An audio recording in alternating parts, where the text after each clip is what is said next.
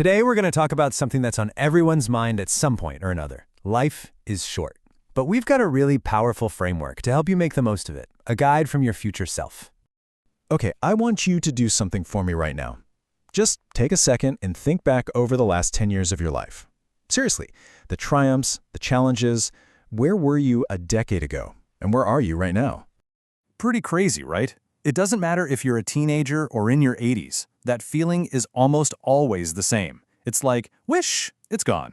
That first day of high school, landing that first job, somehow it all feels like it happened yesterday. So this all boils down to two big truths. First, we know for sure that time is gonna pass fast. And we know that one day we're gonna look back on the life we lived. But what we don't know is how much time we actually have left. And we don't know if we'll look back feeling proud or feeling a whole lot of regret. But here's the thing, and this is so important, we have 100% control over what we do with that time.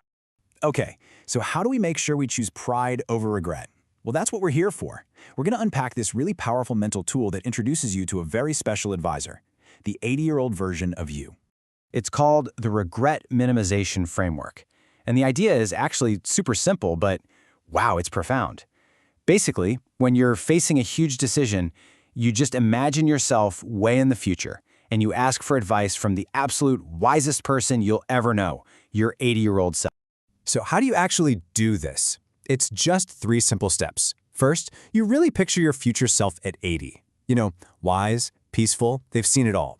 Then you ask them for advice on whatever big decision you're wrestling with. And finally, and this is the key part, you actually act on that advice. You choose the path that's going to leave you with the least amount of regret down the road. All right, let's put this framework to the test. And where better to start than with our work? I mean, for most of us, it's where we spend the vast majority of our waking hours. You know, one of the biggest regrets people have is about their careers. The source material for this tells the story of friends who graduated together. So many of them had dreams of starting their own thing, you know, a business, but they chose the safe job instead.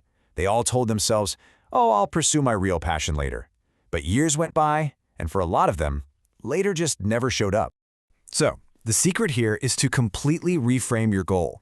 If you're just chasing money, you're probably going to burn out. It's almost like the more you chase it, the more it runs away. But if you focus on adding value, you know, doing work that you actually love and that helps other people, the money, it just kind of follows. It becomes a natural side effect. Think about it. The world's most successful people didn't start out wanting to be billionaires. They started by trying to solve a problem they were obsessed with. Okay, moving on from work, let's talk about our relationships. This is the stuff that really forms the emotional heart of our lives. Think about it for a second. Over your entire life, who is the one person you're likely going to spend the most time with? It's probably going to be your life partner. That's why choosing them is maybe the single most important decision you will ever make. So please don't rush it just because you feel a little pressure from family or society. Your 80-year-old self will absolutely thank you for taking your time and choosing wisely.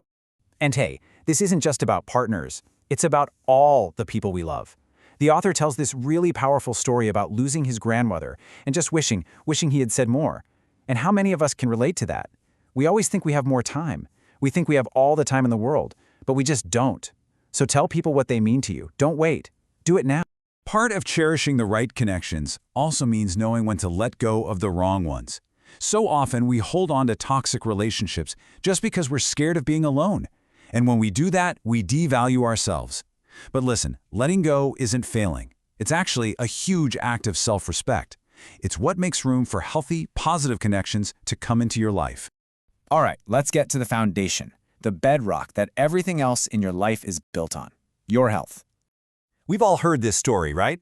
Or maybe we've even lived it. We get super busy, we let our health slide, and then years later, we regret it. A lot. But here's the thing. This is one area where we are almost completely in the driver's seat. This is one regret that is 100% avoidable. And you don't need some crazy complicated plan.